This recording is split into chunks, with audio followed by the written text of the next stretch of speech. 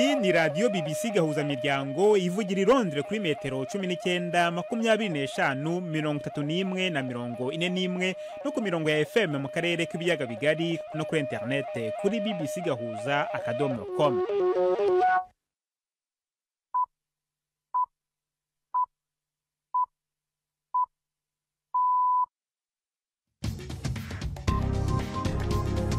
Ubu ni saa 10 n'igice ku isaha mpuzamahanga ya GMT, ni saa 12 n'igice ku isaha yo mu Rwanda no mu Burundi. Muri studio muri kumwe na Jacques Niyitegeka.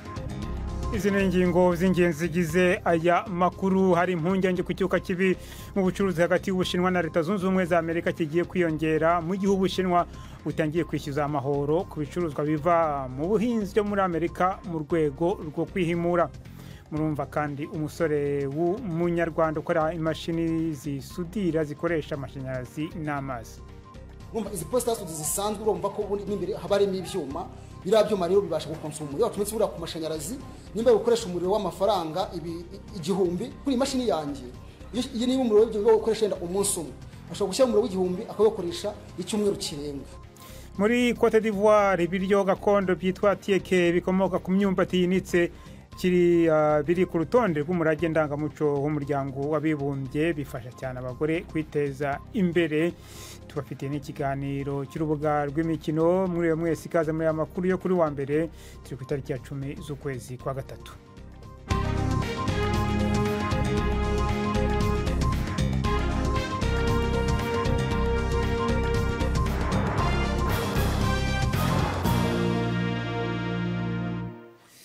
Aya makuru ku buryo burambiye ni mukanya Prudence Ngyumva amaze kutugezaho muri make amakuru y'ingenzi avugwa hirya no hino ku isi. Guverinoma ya Leta Zunze Ubumwe za Amerika yatangaje ko izahagarika 83 bya gahunda zayo mu rwego rushinzwe gutanga inkunga mu mahanga USAID. Minisitiri w'ububanyi n'amahanga Marco Rubio yavuze ko icyo cyemezo cyafashwe nyuma y'igenzurwa ryamaze ibyumweru 6 ryakozwe Donald Trump amaze gutegeka ihagarikwa ryo kohereza inkunga. Anyuze ku rubuga nkoranyambaga rwa X rwahoze ruzwi nka Twitter, Rubio yavuze ko izi mpinduka ahubwo zatinze gukorwa kandi ko zizakora amateka. Yavuze ko amadolari abarirwa muri za miliyari yakoreshejwe kandi nta ntego y'inyungu za Leta Zunze Ubumwe za Amerika irimo. Amerika nk'umuterankunga uruta abandi ku isi yafashije mu gihe cy'imyaka myinshi yashize kugabanya ubukene, inzara no kuzahura amajyambere ku isi. Minisiteri y'ingabo muri Syria iravuga ko yarangije ibikorwa bya gisirikare mu ntara ya Latakia na Tartus ziri ku nkombe y'inyanja nyuma y'uko abasivile babarirwa muri magana biciwe n'inzego z'umutekano za guverinoma nshya. Nyamara nubwo hatangajwe ihagarikwa ry'ibyo bikorwa bya gisirikare, hari amakuru avuga ko hari imirwano mu bice byo mu byaro muri utwo turere. Perezida w'agateganyo Ahmed al-Shara yavuze ko azashyiraho akanama kigenga ko gukora iperereza kuri ubwo bwicanyi bwakorewe mu bice bishyigikiye uwahoze ari Perezida Bashar al-Assad. Dufata nk'ubugizi bwa nabi icyo cyose gihamagarira canke kirondera kubiba amacakubiri muri Syria dukunda. Ibikorwa nk'ivyo nta kibanza bifise muri twebwe. Syria hamwe n'ibiyigize byose izoguma yunzwe n'ishaka ry'abanyagihugu bayo hamwe n'ingufu z'igisirikare cyayo. Ntituzokwemerera uruhande na rumwe gukinisha ubumwe bw'igihugu canke guhungabanya umutekano w'abanyagihugu. Dushingiye kuri ivyo twatangaje ishingwa ry'umugwi ujeje kumenya ukuri uzotohoza ku vyabaye, ababikoze bashikirizwa ubutungane kandi wereke ukuri abanyesiriya kugira buri wese amenye abari nyuma y'ibi bikorwa vy'ubugumutsi n'ubugambanyi. Leta Zunze Ubumwe za Amerika n'Uburusiya byahamagaje inama y'igitaraganya mu kanama k'umutekano ka Loni kugira ngo haganirwe kuri ubu bwicanyi. Igikorwa gikomeye cy'ubutabazi kiri gukorwa ku nkombe z'uburasirazuba bw'Ubwongereza nyuma y'uko ubwato bunini bwa Amerika n'ubwo muri Portugal bugonganiye mu nyanja izwi nka North Sea. Umuyobozi w'icyambu kiri hafi aho yavuze ko ikibatsi gikomeye cy'umuriro cyabonetse mu kirere igihe ubwato buzwi nka Stena Immaculate na Salongo bwasekuranaga. Umwotsi mwinshi uvanze n'umuriro biri kuzamuka biva mu bwato bwombi. Abantu barenga 30 batabawe bajyanwa ku nkombe. Abari muri Stena Immaculate bose baracyariho.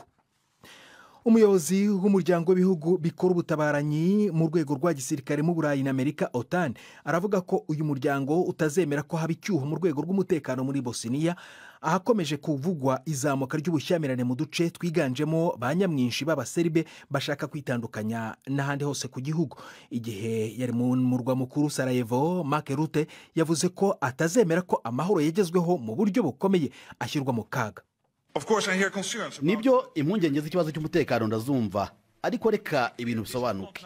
Ntabwo turi muri 1992 kandi ntituzemera ko hongera kubaho igihungabanya amahoro. Umuryango mpuzamahanga urahari kandi ufite ubushake bwo gukomeza gufasha cyane, harimo no kubinyuza mu ngabo z'Uburayi zashyiriweho Bosnia na Herzegovina ndetse na NATO. To continuing our strong support, including through EUFOR and NATO. Ariko Rutte yavuze ko bizaterwa n'abategetsi mu rwego rwa politiki muri Bosnia bagomba gukemura ibyo bibazo. Urugendo rw'umuyobozi wa OTAN ruje mu gihe abategetsi b'igice cy'abaserbe gishaka kwitandukanya bagaragaje kubuza polisi ya Bosnia n'inkiko zayo gukorera mu turere bagenzura tuzwi nka Republika Srpska. Aya makuru ya BBC. Muri Repubulika ya Demokarasi ya Kongo abahoze ari abategetsi ku bwa Perezida Joseph Kabila basabwe kwitaba umushinjacyaha wa gisirikare. Nubwo nta mpamvu isobanuye yatanzwe, ubushyamirane bwa politike bumaze iminsi bwarazamutse cyane kubera intambara y'umutwe wa M23 mu burasirazuba bw'igihugu. Perezida Felix Tshisekedi uherutse gushinja uwamubanjirije ku butegetsi gufasha inyeshyamba za M23 zimaze igihe zifata uturere dutandukanye. Kabila we yahakanye uruhare urwo rwose mu ntambara y'inyeshyamba, ananenga uburyo Tshisekedi ari kwitwara muri aya mage. Ubwongereza n'Ubudage byasabye Israeli kugarura amashanyarazi i Gaza. Ibi bihugu byatanze gasopo ko icyemezo cyafashwe ku cyumweru cyo gukata umuriro gishobora kurenga ku nshingano za Israeli zikubiye mu masezerano mpuzamahanga agenga ubutabazi. Ubudage bwavuze ko ibi bishobora gutera kandi kaga. Israeli ivuga ko icyemezo kigamije kotsa igitutu gikomeye Hamasi ikarekura abandi bantu basigaye bafashwe bugwate. Abari mu biganiro ku ruhande rwa Israeli bategerejwe muri Katari mu biganiro byo kongera igihe cy'agahenge i Gaza. Jacques. Urakoze Prudence Ngiyumva.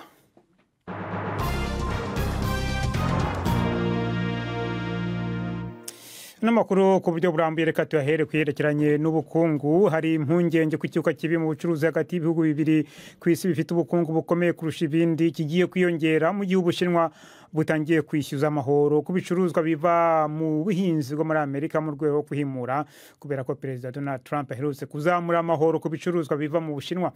Kuva yagira ku butegetsi mu kwezi kwa mbere, Bwana Trump yashyizeho amahoro menshi ku bihugu bikomeye bisanzwe bihahirana na Amerika birimo Ubushinwa, Canada na Mexique.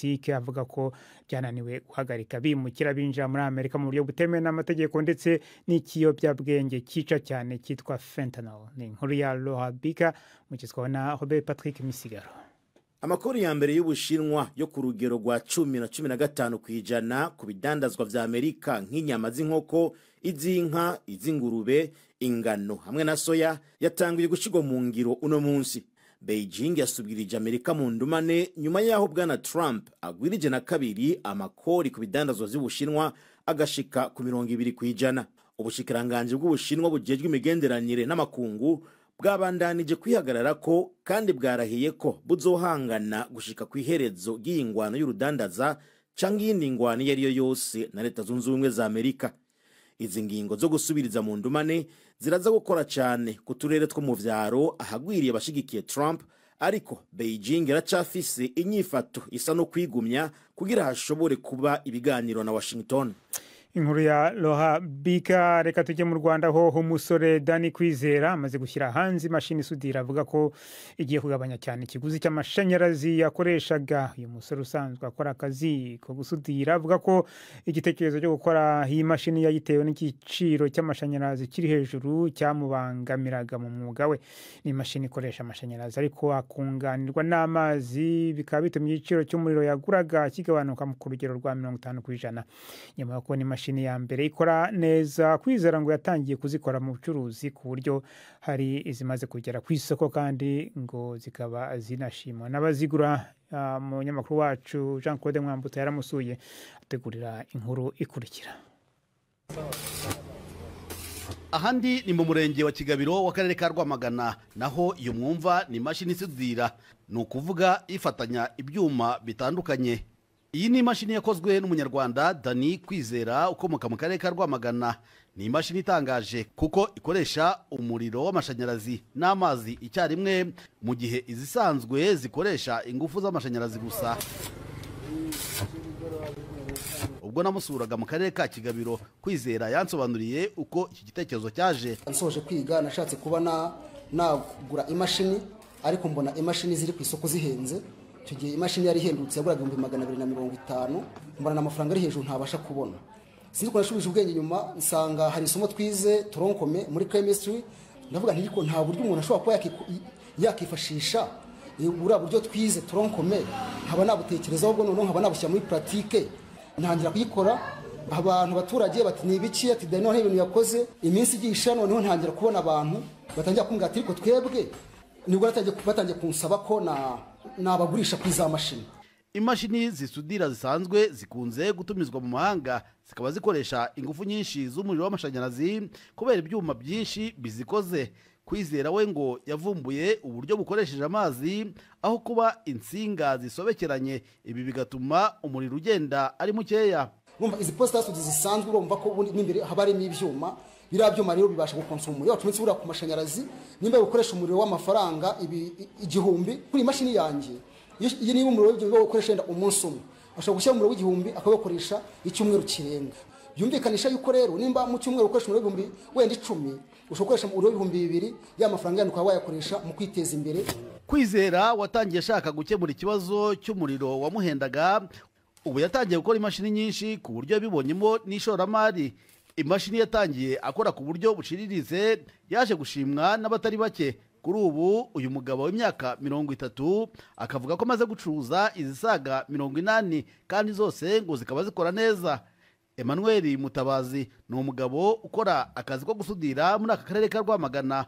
Ubwo namusangaga aho akorera muri uyu murenge wa Kigabiro, nasanze akoresha iyi mashini nshya.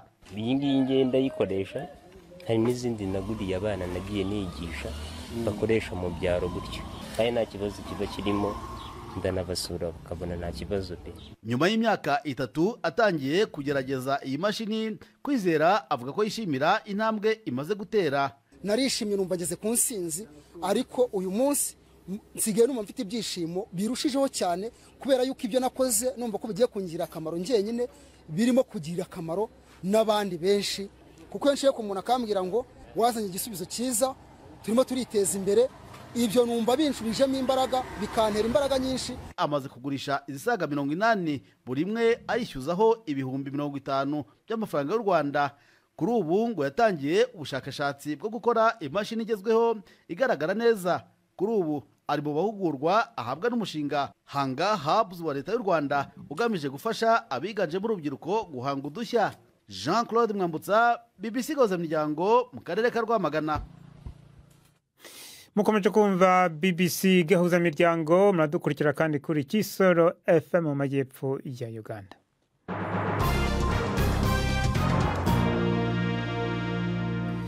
Twerekeze muri Cote d'Ivoire, igihugu gifite ubukungu bukomeye kurusha ibindi byo muri Afrika, bivuga igifaransa, aho ibiryo gakondo byitwa tieke atari ifunguro gusa, ahubwo ari n'amaramuko kuri benshi. Iki kiribwa kibanze gikozwe mu myumbati yinitse, cyashyizwe ku rutonde rw'umurage ndangamuco rw'umuryango w'abibumbye, mu gihe kinafite isoko ringana na miliyoni nyinshi z'amadolari, kikanateza imbere abagore ibihumbi n'ibihumbi. Ariko imibereho yabo ibangamiwe no kudashaka gukoresha ikoranabuhanga rigezweho, ndetse n'abakeba buzuza icyuho. Ni inkuru ya Toda Opeyemi mugezweho na Jean-Claude Mwambutsa. Mu gihe izuba ritangiye kurenga, Nadine Aka arahumeka bimugoye kandi arabira n'icyuya cyinshi. Amaze kuzamuka umuhanda wa kilometero 5 utandukanya umurima w'imyumbati n'agace atuyemo ka Gramorier. Muri iki gitondo yazindutse ajya kubagara umurima we w'imyumbati ungana na hegitari 2. Ku myaka 45 Nadine amaze igera kuri 22 ategura ifunguro rizwi nka acheke. nyuma yaho ntangiriye ubucuruzi bwa aceke nifashisha amafaranga nkuyemo nkita ku bana banjye babiri. Kuri ubu umwe muri bo yarangije amashuri yisumbuye. Ubu bucuruzi bwa aceke nibwo bwamfashije, bwampaye ubushobozi nashoye mu myigire y'abana banjye. Ubwo rero sinabureka kuko mbuhagaritse sinabona ikindi nakora. Abategetsi bavuga ko ibikorwa byo gutunganya aceke bitanga akazi ku bagore bari hagati y'ibihumbi 100 na 200 mu gihugu cya Cote d'Ivoire. Ni akazi ariko nako gafite ingorane zako. Harimo ingorane nyinshi ariko ntituzo twazitura. Ubwo rero nta yandi mahitamo atari ukuzakira. Nk'urugero iyo nje gusarura binsaba gukoresha ipikipiki ituruka mu gace ko hafi y'umurima wanjye. Nyirayakanyishiza ibihumbi 10 by'amasefa kugira ngo angereze umusaruro ku ruganda. Ku ruganda naho hari imashini ebyiri gusa. Niba ngiye ku ruganda uyu munsi nzasubira mu rugo saa 12 z'umugoroba ku munsi ukurikiyeho. Aho nkorera ni kure cyane yo mu rugo, sinshobora gukora urugendo rwa ninjoro. Binsaba kurara ku ruganda. Uyu mugore umupfakazi ubayoboye ishyirahamwe ry'abagore bagera ku 100. Agace batuye ka Grand Morier kari mu majyepfo y'uburasirazuba bw'igihugu, kakaba karabonye uruganda rugezweho rutunganya aceke rwatashywe mu kwezi kwa 12 ku mwaka w'ibihumbi 2023. Gusa abagore bo muri aka gace rwafashaga hafi ya bose baruteye umugongo kubera ruri kure cyane y'aho batuye. Sylvie Quadio, umuhuzabikorwa w'amashyirahamwe menshi y'abagore yo mu karere, akavuga ko iki ari ikibazo cyo kudasobanurirwa. Igitekerezo cy'aho gushinga uruganda cyavuye muri twe. Umusaruro w'imyumbati ubwawo usaba ubwitonzi bwinshi kandi niwo aceke iturukaho. Hari ibice by'umunsi abaturage baba badashobora guhumeka kubera impumuro mbi. Niyo mpamvu uruganda rwashinzwe hanze y'aho batuye. Ntibasobanuriwe neza, twagomba kuba twarabasobanuriye neza kandi bishobora kuba bitarakozwe neza. Hari n'ikibazo cyo kwamamaza umusaruro aho bamwe mu baranguzi baburirwa irengero kandi batarishyuye ibicuruzwa bahawe. Guverinoma ya Cote d'Ivoire ivuga ko iri gushyiraho ingamba zo gukemura iki kibazo no guhangana n'ibindi bicuruzwa biva ku yandi masoko nk'iry'Ubushinwa, igihugu cya mbere ku isi mu gutunganya aceke. Abdoulaye Traoré ni umuyobozi muri Minisiteri y'Ubuhinzi. Turabizi ko Ubushinwa ata kintu budakora, ariko ivyo ntibiduteye ubwoba kuko hari intambwe twateye. Turi gutunganya ingamba zihera ku musaruro, gukora ibintu bitandukanye, kuvugurura ubuhanga bw'ibanze no gukora ku buryo bwa kinyamwuga. Ibi bikazotuma tugira umusaruro ufise ubwiza bwo ku rugero rwo hejuru. Igihugu cya Cote d'Ivoire gisarura toni zisaga 8 z'imyumbati, kimwe cya kabiri muri zo kigakorwamo aceke. Nubwo aceke ifite uruhare rwubashywe mu muco wa Cote d'Ivoire ndetse n'ubukungu bwayo, ahazaza hayo ndetse naho umugore uyitunganya ho harasa n'ahahagaze ku kuguru kumwe. Tuve muri Cote d'Ivoire tuze ku mugabane w'Iburayi. Dodi Uwihirwe ni umuririmbyi w'umunyarwanda akorera umuziki wiwe mu gihugu cya Finland. Indirimbo ziwe ziri muzikunzwe cyane mu Barundi no mu Banyarwanda baba muri icyo gihugu kiri mu bikanye cyane ku mugabane wa Buraya. Umuririmbyi yahatswe kwiyaka ubuzima kubera ihungabana, avuga ko intumbiro yiwe ari ukuremesha akoresheje umuziki abagira ingorane z'agahinda gakabije muri icyo gihugu bamuka mu karere k'ibiyaga binini kubera kubaho ubonyene. Mugenzi wacu Alain Majesté Barenga yaramugendeye mu gihugu cya Finland ategurira inkuru ikurikira.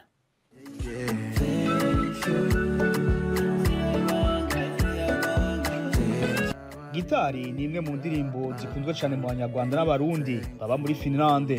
Iyo ndirimbo n'izindi z'umuririmbyi w'umunyarwanda Dodi Uwihirwe no mu baririmbyi bake b'Abanyarwanda bakunzwe muri ico gihugu kizwi nk'igicane cyane kiherereye mu buraruko bw'umugabane wa Buraya. Abarundi n'Abanyarwanda bahaba ntibarenga 1000, ariko buri uko ukwezi gutashe barura mu biteramo biba byateguwe na Dodi Uwihirwe. Yatanguriye umuziki wiwe mu 2009 mu gihugu ciwe c'amavukiro c'u Rwanda, imbere yuko abandaniriza umuziki wiwe mu gihugu ca Finland mu ntango z'umwaka wa 2020. Dodi Uwihirwe yisanzwe gute mu muziki? Natangiye umuziki kera nyiri umwana rwose, niga nko muri primaire mu wa 6 najyaga mbona mama acuranga amakasete y'umuhanzi witwa Filemo niyo mugabo umunsi umwe yanjyanye ahantu mu bukwe hari haririmbyemo umuhanzi witwa Kagambage nyakwigendera ari gucuranga live. Navuga ko aho rero nari naraborotse indirimbo za Kagambage na Filemon nirirwa nziririmba mu rugo.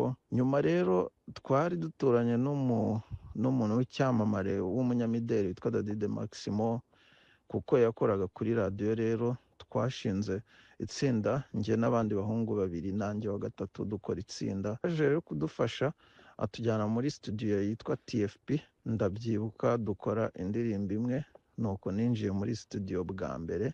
Yamara avuga ko icamukomeje mu muziki aragahinda gakabije katumye haka kwiyahura, gutyo yigira inama yo gufasha abandi akoresheje umuziki.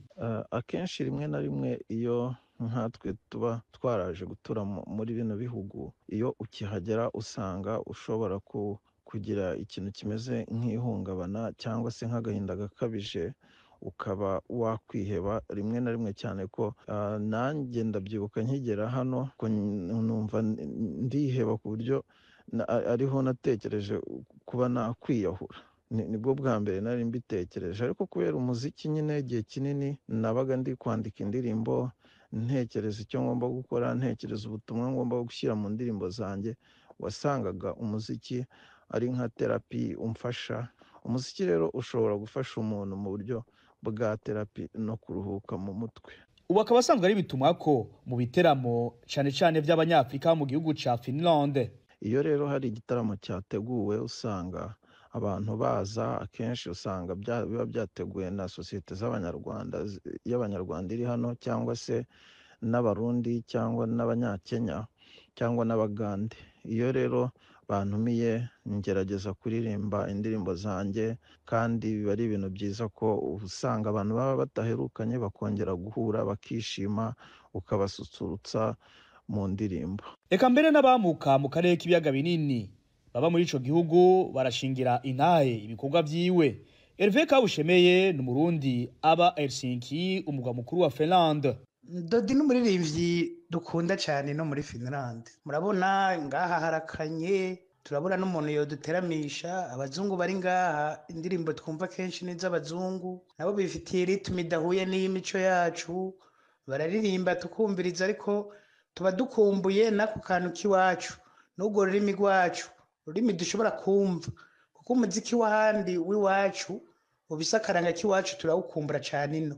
Dodo Uwihigwe avuga ko indoto yiwe ari ugukwira ibindi bice bya Buraya, cyane cyane uburaruko bwa Buraya mu bihugu bya Swede, Norvege na Denmark, mu gukundisha abarundi n'abanyarwanda umuziki wabo ucuraranzwe mu rurimi rwabo.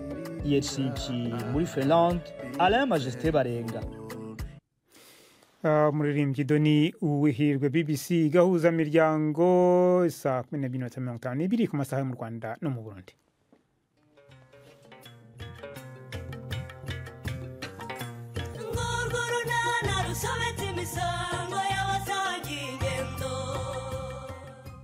Mu kiganiro unana cyo kuri wa kabiri twabateguriye ngo amadosiye buri gihe akaba ari ibya mbeshya. Ndumiwe koko. Urumva we ntacyo wakeka koko busho? Ubwo rero navuze nti noneho reka mbicungire. Nakomeje kubaririza nzenguruka mu tubari twose, none dore mbaguyeho hano. Nikose numva ibyo bintu bitoroshye, ariko guza ibintu Stefano arimo kumukora busho ibikize. Ni saa 12:45 kuri BBC. Uno ni umwanya w'ikiganiro cy'urubuga rw'imikino. Uyu munsi mwateguriwe kandi mugezwaho na Yves Bucyana. Mwireho neza amakuru y'imikino ndayahera mu Rwanda. Umukino wari utegerejwe cyane wa shampiyona y'igihugu hagati ya APR FC na Rayon Sport ejo ku cyumweru warangiye amakipe yombi anganyije ubusa ku busa. No umukino utarunogeye ijisho nk'uko benshi bari babyiteze, unagereranyije n'abantu bagera hafi ku 45,000. Uwo mukino wari wahuruje ni ku nshuro ya gatatu mu mikino ya vuba aha ayo makipe akinnye agatandukana nta kipe ishoboye kwinjiza igitego. Uko kunganya kuragumisha ikipe ya Rayon Sport ku mwanya wa mbere irusha APR FC amanota 2. mu Burundi naho shampiyona yarakomeje. Ikipe ya Aigle Noir yatsinze Ngozi City 1-0 iyobora shampiyona yonyine kuko Bumamuru yanganyije na Flambeau du Centre igitego 1-1. Ubu Aigle Noir ikabirusha Bumamuru amanota 2. Vitalo ifite igikombe cya shampiyona yatsinze Kayanza United ibitego 4-2.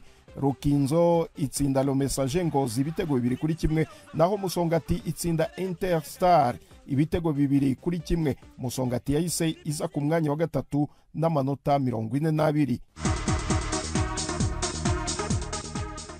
Ku mugabane w'Uburayi mu Bwongereza, umukino wari witezwe cyane hagati ya Manchester United na Arsenal ejo ku cyumweru warangiye amakipe yombi anganyije igitego 1-1. Ibindi reka tubibwirwe na Prudence Ngyumva. Kuba amakipe yombi yarananiwe kwisobanura akanganya igitego 1-1, iyabyungukiyemo mu by'ukuri ni Liverpool kuko byayiha amahirwe gukomeza kwanikira Arsenal, yongera ikinyuranyo cy'intera y'amanota ajya kuri 15 ku rutonde. Kabone nubwo Arsenal yarushaga mu cyaba wayo bigaragara, ariko ntibyayibujije gukina igombora nyuma yo kwinjizwa igitego cya mbere ku buryo butunguranye kuri kufura ya Bruno Fernandes. Goes and scores! He found a... Declan Rice yakuye mu isono umutoza Mikel Arteta wizihizaga isabukuru y'imikino 200 amaze atoza Gunners kuva yatangira akazi muri 2019, yishyura igitego ku muzinga w'ishoti mu gice cya kabiri. Rice scores! Cyakora nta kinini byafashije Arsenal mu isiganwa ry'igikombe kuko ndetse byanashobokaga gutsindwa ikava Old Trafford amaramasa iyo hataba ubuhanga bwa nyezamu David Raya.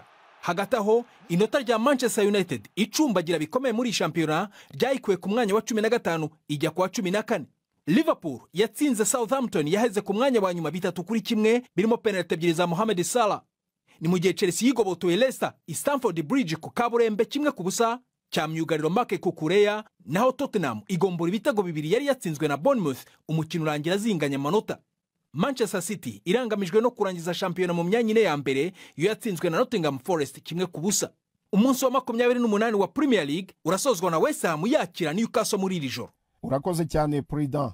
Ku mugabane w'Uburayi kandi mu gihugu cya Espagne, umukino wa La Liga wa Barcelona ikina na Osasuna mu ijoro ryo kuwa gatandatu warasubitswe nyuma y'urupfu rw'umuganga w'ikipe ya mbere ya Barcelona Carles Minaro Garcia. Umukino wari uteganyijwe gutangira ku isaha ya 4 z'ijoro ku masaha yo mu Rwanda no mu Burundi, ariko wahagaritswe hasigaye iminota 20 gusa mbere yuko utangira. Abafana bari bamaze kugera ku kibuga cya Olympique ya Barcelona mbere yuko amakuru y'isubikwa atangazwa ku kibaho kinini cyo ku kibuga.